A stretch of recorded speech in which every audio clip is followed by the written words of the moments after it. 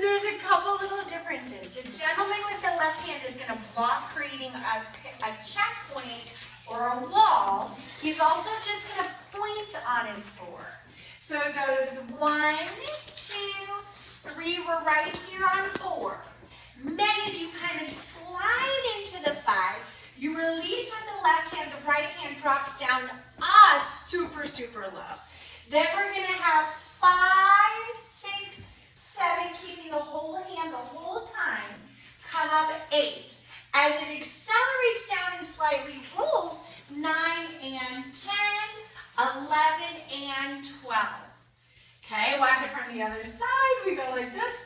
1, 2, 3, and 4, up 5, 6, 7, up 8, 9 and 10, 11 and 12. Okay, everybody